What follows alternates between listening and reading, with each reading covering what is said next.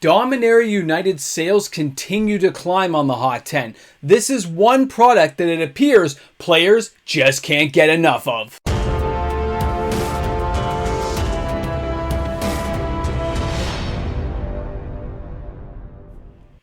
Most people don't realize this, but Dominaria United is winning. Welcome back, everyone. MTG Moxman here, and thanks a lot for hanging out with me on the channel today. You know, when you think of the hottest product this year, most people are going to say it was Double Flip Trip Masters 2022. But guess what? It was only on my list for a blip, a week and a bit, and it was done. Dominaria United sales have continued to grow stronger, and it's in the thousands for each card every week. When you add up those sales of all that product being opened, guys, you have something there. I know it doesn't look as flashy as Double Flip Trip Masters, but the sheer volume of sales when this year is calculated, you are going to see it came out on top. And that's weird. The only thing that can beat them, the only thing that's going to take out Dominaria and make them be challenged is going to be Brothers War. If they do that set well, it could win. It really could. But nothing else this year so far has, maybe Kamigawa came a little bit closer in the sales volume, but everything else is like leagues behind what we've seen for Dominaria United, and it isn't slowing up yet.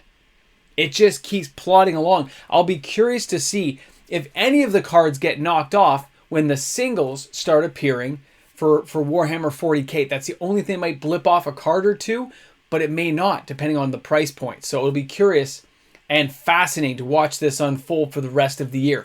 So let's go ahead. Let's take a look at the hottest selling cards this week. And yes, there actually is one card on there that's not Dominaria United. I was blown away just like you guys were. Let's get to it. The first card on the list today at number 10 is the Cruelty of Gix, Dominaria United, with 1,505 sales this week.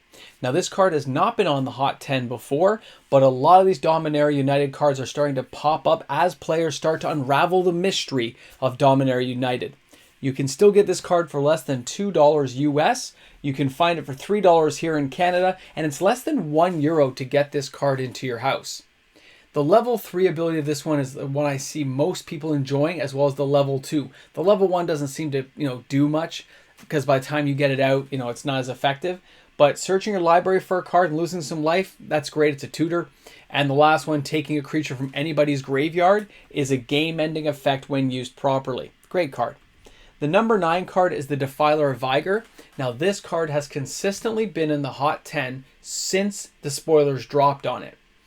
1,593 sales, and we're talking 6 weeks in now, and this thing is still going. No, it's not selling at pre-release pricing, and I do expect this card to level out to be a $5 card probably by the time it's all settled in the dust, but that's a rare that actually is worth $5. That's pretty awesome unto itself, okay? Seeing a rare that actually has value is kind of nice, and most players recognize that that is very hard to do nowadays. So way to go, Defiler, glad you're there. The number 8 card this week is an interesting card to talk about, and that's the Haunted Djinn. And that's from Dominaria United, 1,680 sales. This card has been on my list before. It made it the first 2 weeks, and I think it got knocked off at that point, and we didn't hear much about it. But as players have continued to evolve the game and try out new combinations, I'm seeing this card pop up more and more inside matches on Arena, as well as a couple of draft nights where this card was highly effective in playing against the opponent's mid to late game when there's a lot of instants and stuff in the graveyard. Now, it's 2 blue, 1 other. So yeah, it's going to cost you a little bit of mana, and yes, you got to have a blue or heavy deck. I've seen this mainly used in blue-white, by the way. The Haunted Djinn's power is equal to the number of instant and sorcery cards in your graveyard. That's one thing, but it's that second ability at the bottom. Instant and sorcery spells you cast cost 1 less to cast. Guys, depending on how you're building your deck, this is an amazing card. And it's less than $2 per copy. Being able to cast off counter spells for 1 or 2 mana, depending on what counter spell you're using, people don't expect it, people don't pay attention to it, and it just wrecks players. I saw it happen game after game, and the real luck I've had against decks built around that card is I'm using board clearance decks, and I still got a lot of my stuff countered, but I did end up winning a lot of the matches. It's just one of those things you can't ignore cards like this when it's this cheap because it may go somewhere. Is it a ledger shredder? No, but it's a decent card. Now the number 7 card is Braid's Arisen Nightmare Showcase version. Again, 1,704 sales. This thing is bottomed out, okay? It's near the bottom. I remember being like a $20, $30 pre-release and it just tanked. But people are still using it and still playing with it. So you can't ignore the card entirely. I've seen people try to break it. I've done the same, using it mainly with Sarah Paragon.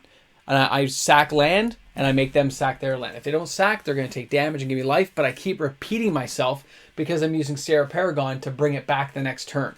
I usually use it by turn 5, so you got to kind of plan things out, but it can be a very highly effective strategy to start doing damage to them. That, along with Sheoldred the Apocalypse doing even more damage, can be just a game-ending combination, and it's so cheap now. We're talking less than $3 Canadian for a copy of this as well. Don't ignore it, guys, if you don't have one. Now, the number 6 card is Sheoldred the Apocalypse. This card I actually expected by this point to be around $45, and instead, the card's still kind of trending upwards. Not to mention 1,793 sales this week is very respectable. It has a lot of sales with a lot of money behind it. People are really enjoying playing with a card like this because of its multi-tiered effect. It's got Death Touch, you gain life, you lose life. It has a lot going on where you can really enjoy it. I love the little phrase at the bottom, Gix failed, I shall not. And you got to think, we're going to see Gix in the Brothers War. There's already been comments about it, like Gix is going to be there. So that will be a great one to see if him and Sheoldred, like some kind of time traveling thing happens. I would love to see that happen. Very interesting. And yeah, the cards, I mean, people are playing with it. I don't know if the card's worth the money, guys, but I can see why people are buying it. Number 5 is the only card that is not Dominaria United, and that is Malagosi the Waterveil. I remember this card from Zendikar. I remember trying to break it and make it work. 2007 sales, but look at the spike. This card went from like a 70-80 cent card all the way up to like $6-7. Now, when you take a look at it, it's a land that comes into play tapped unless you got like an Amulet of Vigor or something. Adds blue to your mana pool. You can put an Aeon counter on it and then skip your next turn. Remove an Aeon counter from Malagosi and the Waterveil and return to its owner's hand. Take an extra turn after this one. So they've made sure you can't break it by putting multiple counters on it and using it at the same time.